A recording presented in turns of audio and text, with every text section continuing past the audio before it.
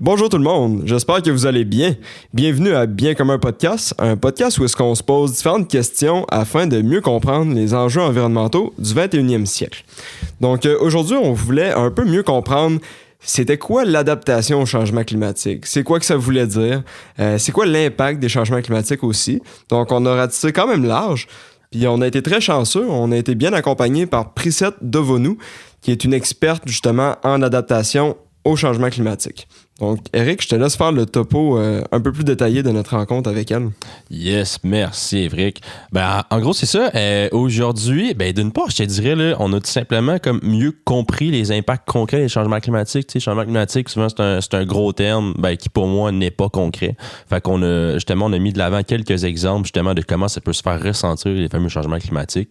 Puis on a également parlé, justement, qu'il y a des plans en place par le gouvernement. Tu sais, en termes d'adaptation au changement climatique, c'est ça qu'on s'est rendu compte avec Priscette, que justement, le gouvernement a mis en place des plans d'action, des actions concrètes, ont identifié les risques.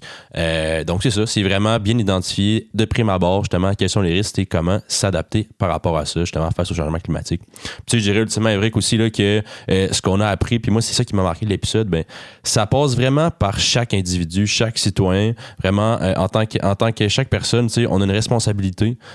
Puis comment justement on peut contribuer à atténuer puis à lutter contre les changements climatiques simplement justement en faisant attention dans notre vie courante de tous les jours, dans notre mode de consommation. Donc c'est ça, juste être responsable davantage en tant que citoyen, ça va aider à justement atténuer puis lutter contre les changements climatiques. Merci Eric. Bonne écoute tout le monde.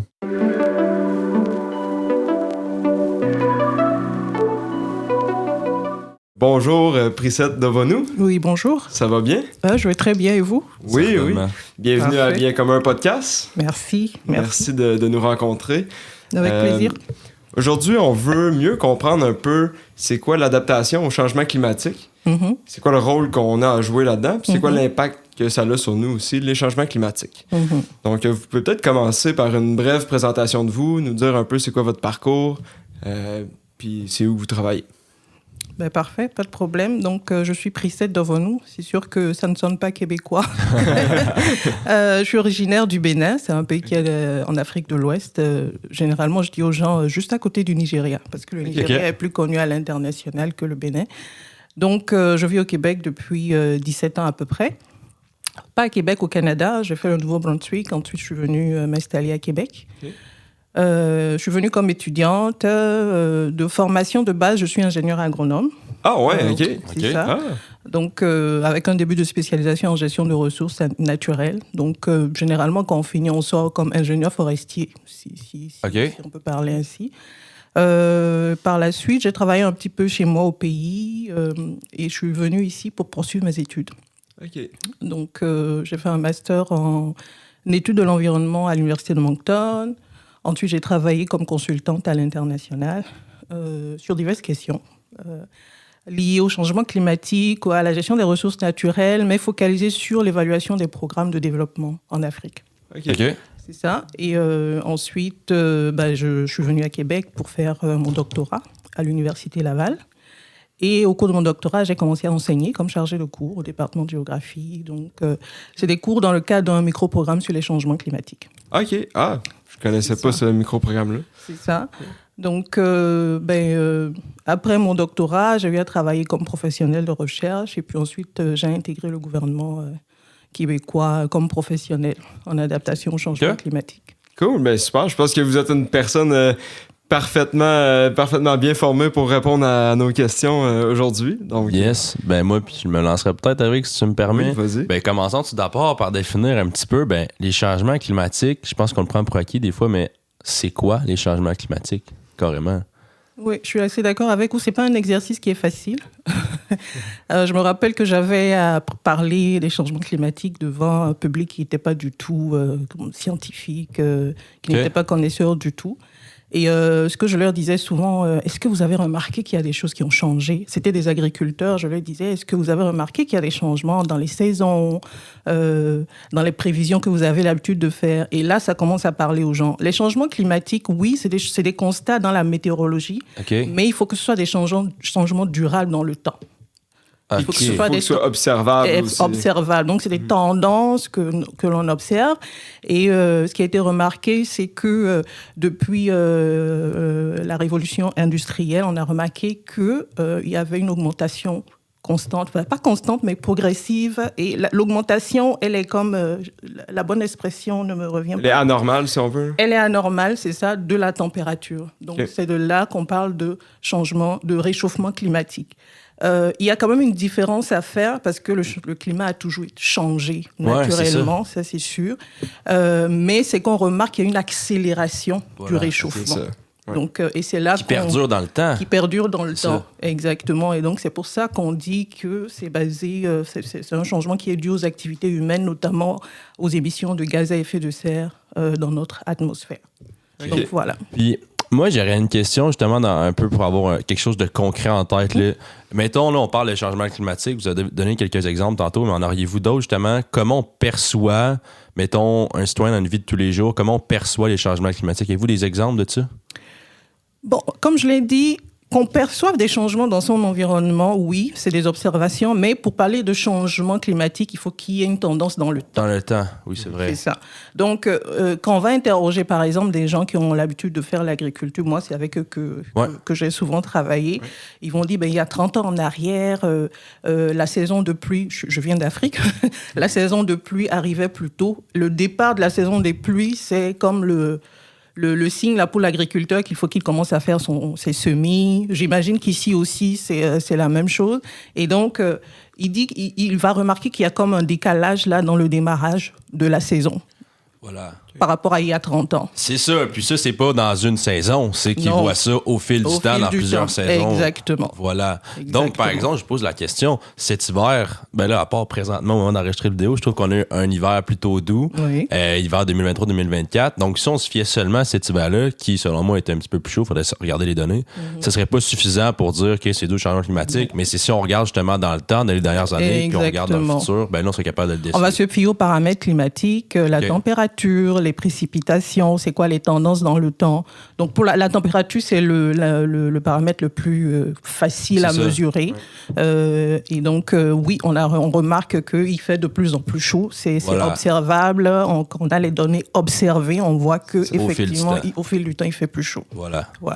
On a les données historiques, fait qu'on peut voir des tendances. Parce que c'est sûr que si on demande à tout un chacun, est-ce qu'on a observé les changements climatiques, c'est dur de dire oui ou non, parce que ça varie tellement. Puis là, il fait-tu... Tu sais, aujourd'hui, c'est une journée de tempête, mais on peut être biaisé par ça, puis dire, finalement, l'hiver a été plus dur. Puis, OK, mais c'est bon de savoir au moins que c'est appuyé par des données fiables, puis sur une longue période de temps. Pas bon, ouais.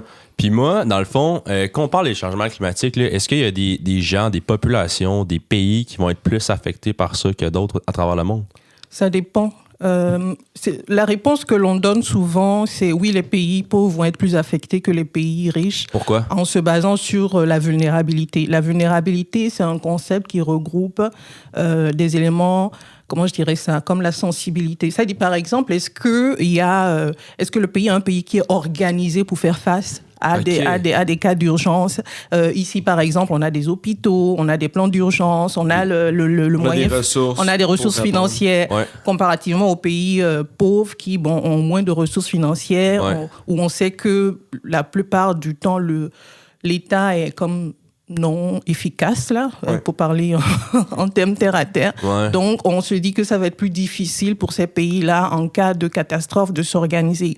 Mais moi, je dis, comme j'en parle souvent à mes étudiants, il faut nuancer un petit peu. Il y a un facteur que moi, je trouve qui n'est pas matériel, qui n'est pas mesurable, qui pourrait jouer à l'avantage des pays plus pauvres, là. Okay.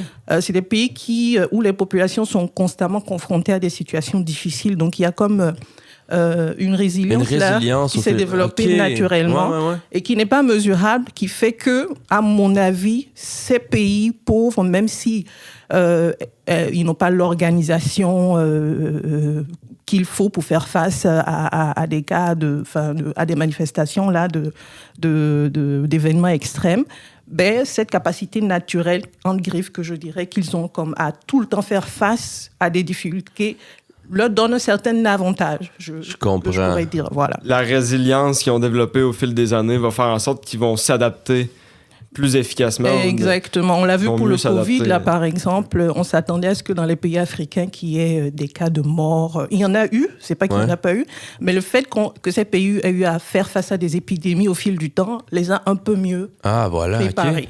C'est intéressant. Voilà. Okay. Donc, il y a tout l'aspect ressources et développement du pays.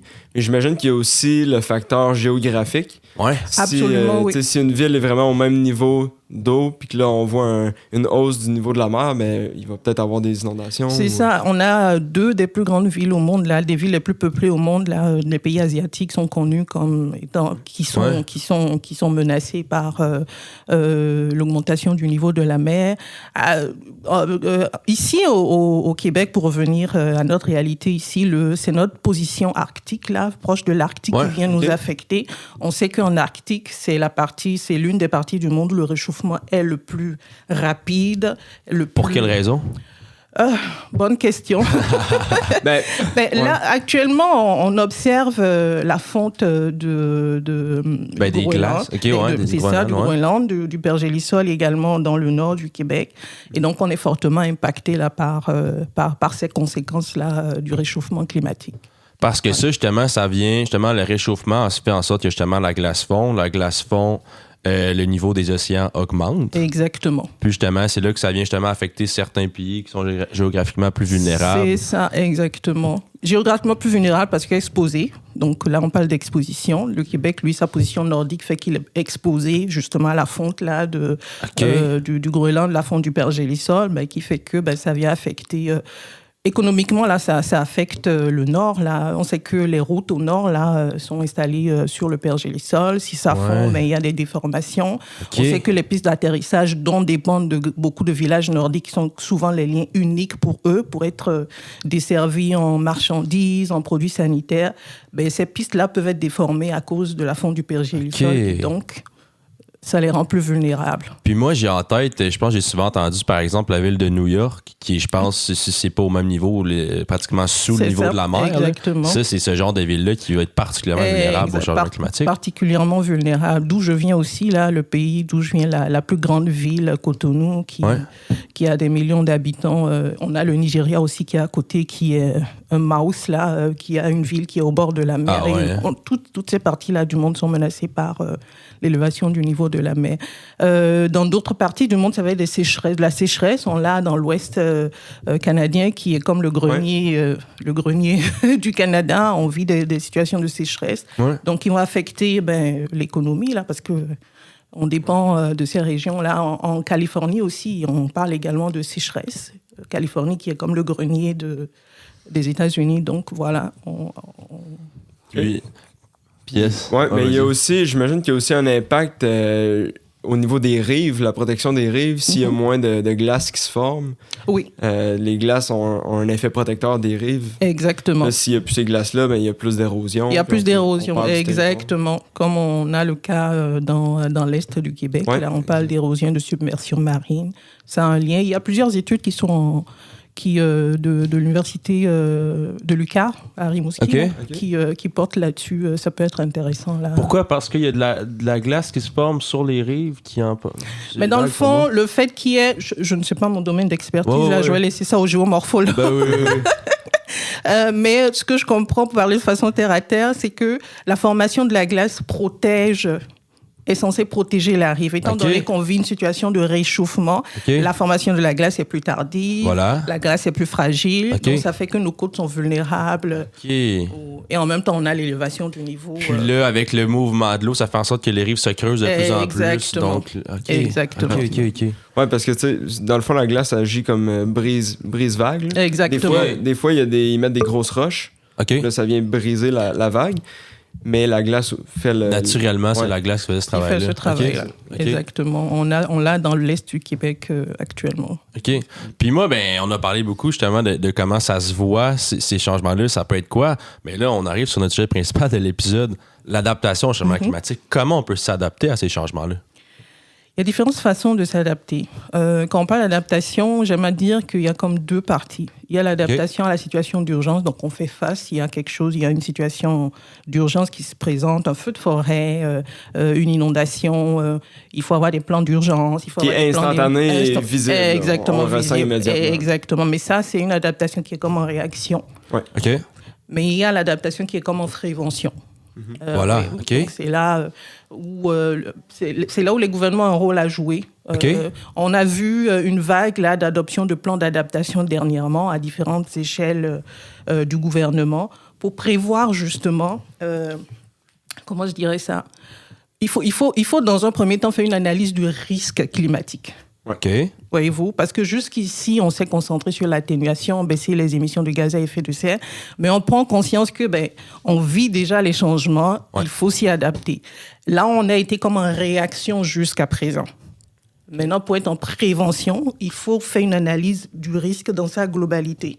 Cela passe par comprendre les aléas qui se manifestent. Quand je dis aléas, vagues de chaleur, inondations, feu de forêt, etc. Okay. Comprendre ces aléas-là, caractériser ces aléas, c'est-à-dire quand ils se manifestent, c'est quoi leur degré de sévérité, comment est-ce qu'ils impactent nos activités, etc. Ensuite, maintenant, comprendre, comme on le disait tantôt, quelle est la population qui est vulnérable, quels sont nos biens qui sont vulnérables à ces aléas-là, et à partir de là, qu'est-ce que nous, on a déjà mis en place pour faire face à ces aléas. Et à partir de là, on détermine le risque qui est comme résiduel. Et par rapport à ces risques, on détermine des mesures d'adaptation. Donc, ça peut être verdir une ville, parce qu'il y a des épisodes de vagues de chaleur. Donc, verdir les rues pour qu'il y ait plus de... OK. Mais ça ferait quoi en termes de chaleur? Les arbres, la végétation permettrait d'absorber? Ça absorbe. Vous savez qu'on sait que les arbres absorbent le rayonnement solaire, donc ça rafraîchit l'environnement. Ça peut être, par exemple, demander aux populations, si on sait, par exemple, qu'il va y avoir... de l'inondation, prévoir de les évacuer. Bon, ça, c'est toujours en réaction, mais en prévention, on peut dire, par exemple, que ça peut être, par exemple, de déménager une population. C'est le cas le plus extrême, mais si on se rend compte que il y a de l'érosion et qu'il n'y a plus rien à faire, ça va être de déménager les maisons, de déménager même la route, parce que parfois, la route, surtout dans l'Est du Québec, la route peut être menacée par l'érosion, par exemple. Donc, ça peut être de décider de carrément déménager la route. Fait que c'est ça, là... peut-être que dans les 20 dernières années, on voyait un peu moins les phénomènes, du moins nous au Québec, mais là, ça commence à se faire de plus en plus ressentir, puis on dirait qu'on commence à réaliser que c'est vrai ce qu'on se fait dire depuis 20 ans, justement. Oui. Donc là, ce serait le temps qu'on se réveille puis qu'on fasse quelque chose. Puis moi, j'avais une question. On parle beaucoup du rôle, vous parlez beaucoup du rôle du gouvernement, mais mettons, en tant que citoyen, est-ce qu'on peut porter des actions? Quelles sont les actions qu'on peut porter pour s'adapter au changement climatique? Ce serait de ne pas se mettre dans des situations qui nous rendent vulnérables. Si par exemple, on a un système d'alarme qui nous dit il va y avoir une vague de chaleur, mais ça va être par exemple de mettre nos aînés à l'abri, de ne pas sortir ce jour-là, de prendre des dispositions pour être dans un endroit peut-être plus frais. Donc ça, c'est un exemple... Ça protège tout un chacun, mais ça revient un peu en réaction à... Oui, ça vient un peu en réaction. À l'échelle individuelle, c'est difficile de dire en prévention. Mais c'est sûr que, par exemple, si tu décides d'aller t'installer dans un endroit où on sait qu'il y a de l'érosion et que... Sur le bord de l'eau, maintenant. Sur le bord de l'eau et que c'est menacé, c'est sûr que c'est pas une décision sage, là. Mais si on veut agir à la source, si on sait que les réchauffements climatiques sont causés par une hausse des gaz à effet de serre dans l'atmosphère, j'imagine que... Oui, là, le citoyen a un rôle à jouer, absolument. Okay. Là, que ce soit par le recyclage, une meilleure utilisation de l'énergie, la réutilisation de nos biens, parce qu'on vit dans une société où, c'est de consommation. Ouais. Donc, ce serait des changements dans nos modes de vie, là, à notre échelle, là, qui contribueraient à atténuer, dans ce cas-là, on parlerait d'atténuation des changements climatiques. Okay, super. Puis au niveau naturel, donc les forêts, les océans, tout ça, est-ce que eux aussi, là, on a vu que les forêts avaient un certain rôle à jouer. Y a-t-il d'autres éléments naturels auxquels on ne penserait pas qui joueraient un rôle absolument. important? Tout milieu naturel nous permet de nous adapter. Les milieux humides, par exemple, ont un rôle à jouer là. Milieu humide, ça serait quoi, par exemple? C'est des milieux qui, je n'ai pas la définition exacte, mais quand on dit un milieu, c'est qu'il y a présence d'eau, OK. de façon plus ou moins permanente. OK. Si Un marécage, mettons? Un marécage. Okay. Chez moi, la mangrove. Je ne sais pas si vous avez déjà entendu parler le mot, oui, mais concrètement, je ne sais pas trop c'est quoi. C'est un milieu humide qui est caractéristique là d'où je viens, où on parle de mangrove quand il y a la présence des espèces végétales qu'on appelle les palétuviers. C'est des plantes qui ont des racines aériennes. Ah, ouais, c'est une forme d'adaptation de la plante d'ailleurs, ces milieux-là.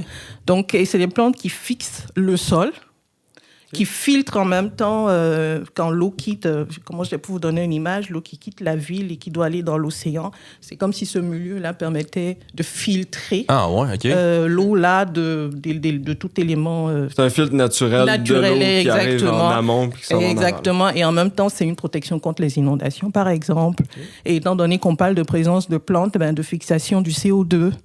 Oui, en effet, ça vient avec. Exactement. Donc, voilà. Donc, la mangrove, un très bel exemple là, d'un milieu humide, d'un milieu naturel qui nous permet qu'on a tout intérêt à protéger, dans le fond. Exactement. Bon, okay. Puis, y aurait-il d'autres sortes d'éléments naturels? On a les milieux humides. Les océans. Les océans aussi? Les océans, on sait que les océans, actuellement, c'est les océans qui absorbent la majeure partie là, des CO2. Ah ouais? Oui, c'est grâce aux océans comment je dirais ça, qu'on survit encore. Mais comment ça se fait? Parce qu'on sait qu'avec les arbres, on l'a vu dans notre premier épisode, c'est quoi le processus, mais l'océan, de quelle façon il capte le CO2? Par le phytoplancton. Ah, ouais, OK. Par le phytoplancton. Et les océans absorbent aussi la chaleur supplémentaire là, qui... Ça vient réguler réguler la température, mais ça ne peut pas se faire de façon indéterminée. Vous avez dû entendre parler des effets du réchauffement des océans là, sur les récifs coralliens, par exemple. Ouais.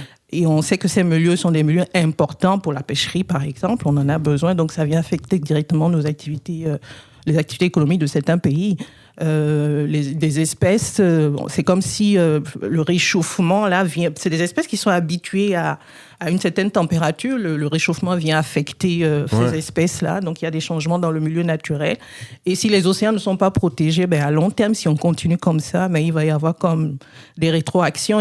On sait que dans les océans, il y a également du méthane, je pense, en tout cas, qui peut être libéré là au fur et à mesure que les océans sont affectés. Donc, le méthane qui est 28 fois plus réchauffant que le carbone, par exemple.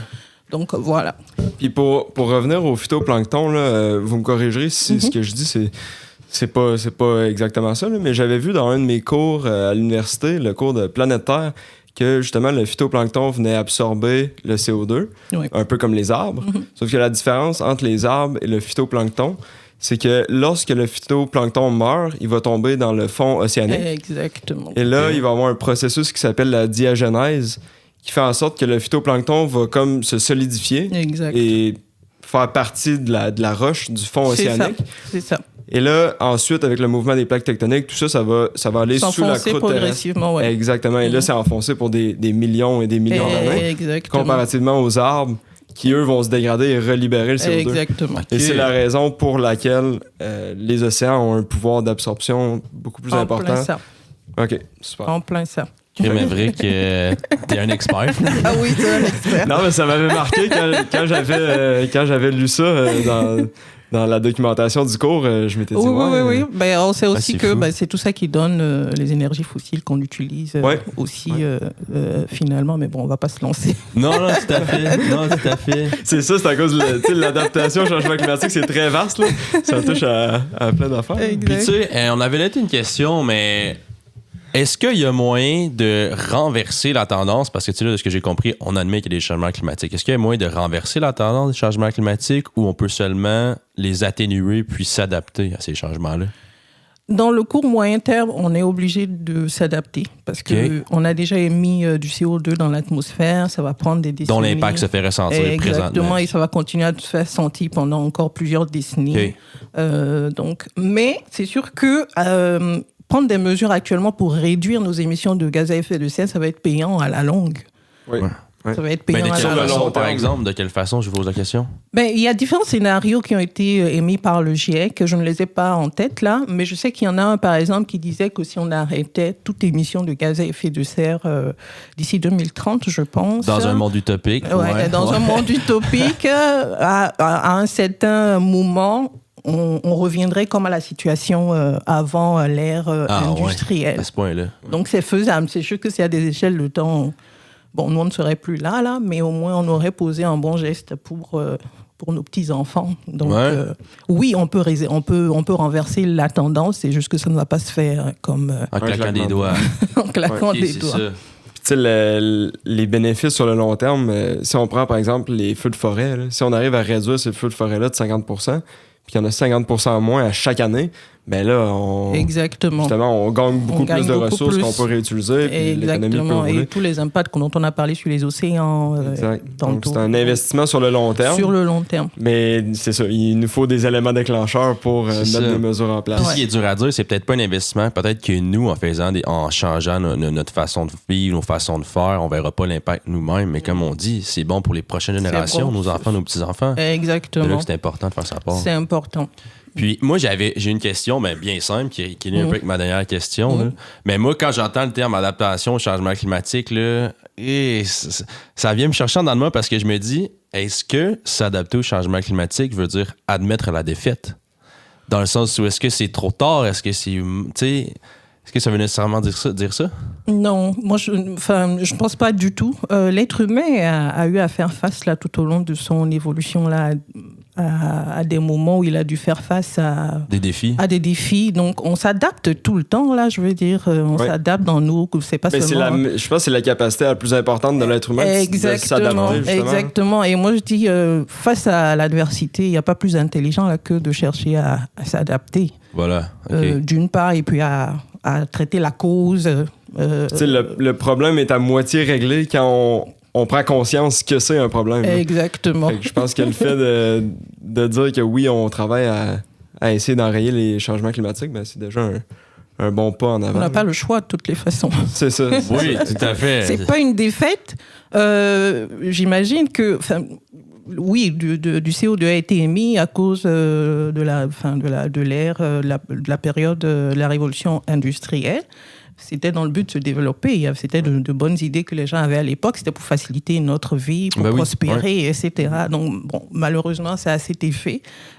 Maintenant, on comprend. Donc, on se réajuste là. Voilà. Mais c'est bon de savoir au moins il n'est pas trop tard. Là.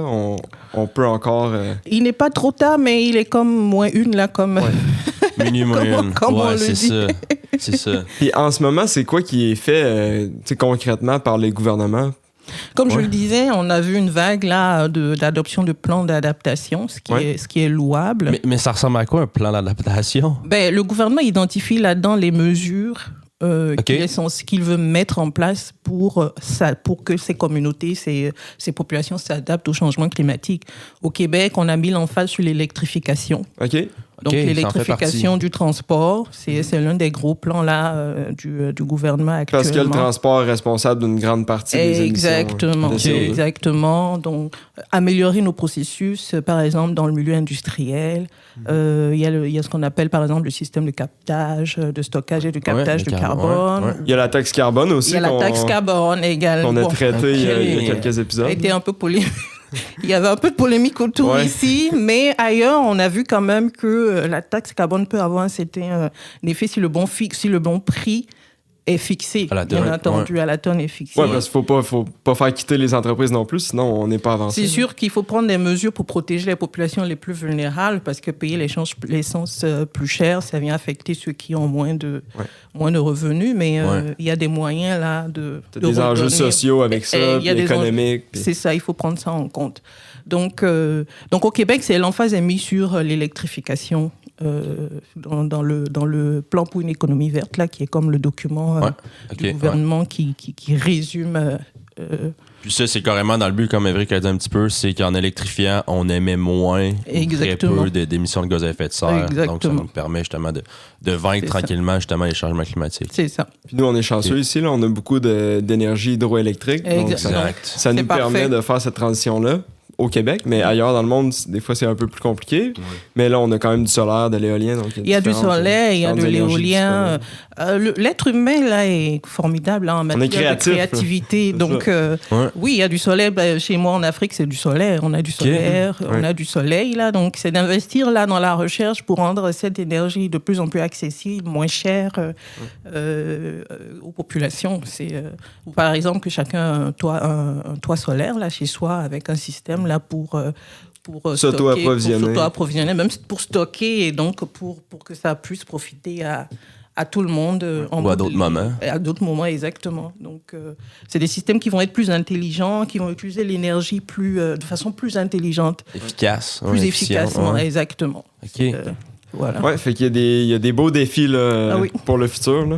Ouais. Mais c'est ça, c'est le temps qu'on leur fasse face. Exactement. C'est ça, tu sais, mais j'aimerais ça qu'on revienne justement, mettons dans le concret. Je vais peut-être être en a parlé tantôt, mais dans le concret, dans le présent, en tant que citoyen, comment peut-on, mettons, justement, faire un pas de notre côté en tant que citoyen pour justement faire notre part? Le recyclage. C'est ça. C'est de recycler, c'est d'utiliser une voiture, pas la changer, je ne veux pas donner de leçons à qui que ce soit, mais pas changer une voiture au bout de 5 ans, là, utiliser une voiture... réduire notre taux de consommation de manière générale. Notre taux de consommation. Ce que j'en comprends beaucoup, c'est juste d'être plus responsable, dans notre vie de tous les jours, dans notre consommation, dans nos déplacements. Exactement. Dans l'utilisation de l'énergie, que ce soit fermer la lumière... c'est des petites choses, hein? Je pense que c'est des petites choses qui s'accumulent là, au fur et à mesure. Tu sais. C'est pas évident parce que c'était pas dans nos habitudes. Ben non, exact. C'est de casser les habitudes, c'est un sacré défi. Il faut vraiment un changement dans nos modes de vie. Parfois, c'est même des questions identitaires parce qu'en Amérique du Nord, par exemple, on s'identifie à sa voiture. Je veux dire, avoir une voiture. Mais c'est une transformation aussi à ce niveau-là. Ça va prendre du temps. Puis après, il y a tout le niveau politique aussi. On a tous un droit de vote en tant que citoyen. Donc, c'est d'utiliser ça des fois pour favoriser certains partis qui vont mettre de l'avant. Oui, c'est exactement. On a souvent peur des partis verts. Ouais, mais... On a souvent peur des partis verts. J'ai vu, je sais pas mon domaine de spécialité, là, je vais dire, mais oui, c'est... je dirais pas voter pour le parti vert ou le voter, mais dans les programmes gouvernementaux, là, en tant que citoyen, on est capable d'aller lire là, ce que chaque parti nous propose. C'est de tenir compte de ce volet-là aussi. Parce qu'on peut mettre de la pression à nos gouvernements là, pour qu'ils changent. Mais c'est sûr que, comme je le disais, c'est pas évident de... Quand on a comme nos habitudes, on a comme je le disais ici, notre confort. Notre confort, c'est ça. C'est pas évident de remettre ça en question. Donc, c'est tentant souvent d'aller vers un gouvernement qui nous propose de garder ce confort-là. Mais bon, il faut être conscient qu'on le fait pour les générations futures. Puis tôt ou tard, je pense on n'aura pas le choix de renoncer à ce confort-là. Exactement. En tout cas, nous, Eric, je pense que nous, on va devoir y renoncer à un certain moment, là, parce que c'est quand même imminent. Mais c'est aussi les générations futures qui... Tout le monde va devoir descendre d'un cran. Tout le monde va, les générations futures vont nous mettre de plus en plus de pression parce qu'ils sont conscients là, de l'héritage qu'on leur laisse. Là. Mais c'est ça, moi, c'est comme ça que je vois ça. C'est qu'à un certain moment, c'est de se dire, crime, c'est le fun, moi, ma personne, mais c'est vraiment de penser... Justement, à mes enfants, par exemple, qu'est-ce qu'on va leur laisser? Puis c'est peut-être à ce moment-là, en pensant aux autres, dans les prochaines générations, que là, on se dit, Colin, ça vaut la peine que peut-être, justement, je pense à fermer la lumière ou je fasse des petits changements, puis tranquillement, justement, on modifie notre mode de vie. Exactement. Ça prend beaucoup de sensibilisation. C'est difficile. Ouais. Mais moi, ce qui m'encourage, c'est que quand je commence à voir qu'il y a de plus en plus... Bon, c'est parce que je suis dans le monde académique. Quand je vois de plus en plus d'articles qui parlent de ça, je me dis, ça veut dire que ça commence à percoler. Il y a de plus en plus d'articles qui parlent des modes de vie, du changement dans les modes de vie, même pas que dans des articles scientifiques, hein, dans des articles plus de vulgarisation, de diffusion, on en parle de plus en plus. Quand je parle, dans mon day-to-day, en bon français, quand je discute avec mes amis, je vois que c'est quand même quelque chose qui est un peu plus présent comparativement à quelques années en arrière. Le monde est de plus en plus conscient que il faut sortir un peu de notre confort là. Donc, voilà. L'accès à l'information est meilleur aussi. Exactement. Je pense qu'au final, à un moment donné, là, nous, on est, comme on l'a dit, on est vraiment dans une société de consommation, mais on va sans doute réaliser qu'au final, c'est pas ça qui nous rend heureux, c'est pas ça qui fait qu'on est bien nécessairement. Donc, il va falloir revoir ça. Puis essayer de trouver un sens peut-être différent à notre vie. Ou en tout cas, je veux pas aller trop dans la philosophie. Là. Mais il faut. Ouais, moi, je pense qu'il faut. On n'a pas le choix. Les changements climatiques nous poussent à philosopher davantage. Il y a des gens qui repensent complètement leur mode de vie. Je sais qu'ailleurs, par exemple, les gens, au lieu d'acheter par exemple une maison, des familles se mettent ensemble pour acheter une maison, pour que chacun n'ait pas une grande maison, pour qu'il n'y ait pas trop de chauffage. Ouais, c'est un changement assez drastique. Là. Moi, on me propose ça, puis moi, j'aimerais ça l'avoir ma petite maison à moi avec ma famille. C'est ça qui est tough là, de démentir ça au fil du temps, de s'ouvrir à d'autres Exactement, mais on essaie, on se rend compte que c'est pas pire. Ça peut se faire. Ben voilà, mais c'est simplement qu'on n'est pas habitué à ça, ils passent pas nécessairement, parce que le modèle veut qu'on ait une petite maison, une petite voiture. Une petite voiture, là, en fait, c'est une grosse maison, puis une grosse voiture, mais bon. Donc, en finissant, ce serait quoi un monde utopique, mettons, pour les prochaines années, là, en lien avec l'adaptation au changement climatique? J'ai pas de réponse claire. C'est une question qui... c'est embêtant. C'est embêtant. Mais c'est sûr que c'est un monde où chacun met en œuvre à son niveau ce qu'il faut. Où chacun est plus responsable.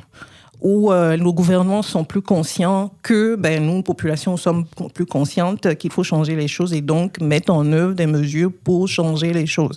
C'est ce monde utopique, c'est un monde où, à l'international, tout le monde est d'accord pour dire que les énergies fossiles, il faut s'en passer et donc il faut tous faire un effort pour que on aille vers des énergies renouvelables parce que le problème se pose actuellement. D'autres continuent à utiliser de l'énergie fossile. Pourquoi est-ce qu'ils continuent? Nous, bref, c'est comme des chicanes d'enfants, là.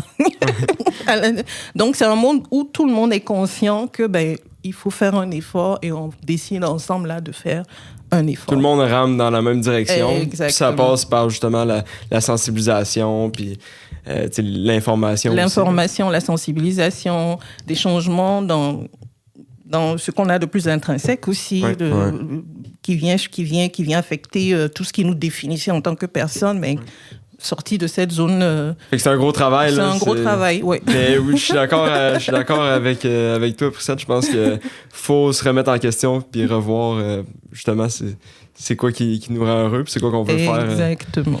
Mais tu sais, malgré tout, je pense qu'on peut quand même finir ça sur une note positive dans le sens, moi, de ce que je comprends justement en tant que Québécois, le Québec semble avoir justement des plans qui visent à s'adapter au changement climatique. Absolument. Concrètement, on sait quoi faire. Tu sais, comme on a parlé au début, c'est vraiment d'identifier les risques puis de voir comment on peut pallier à ça. C'est ça.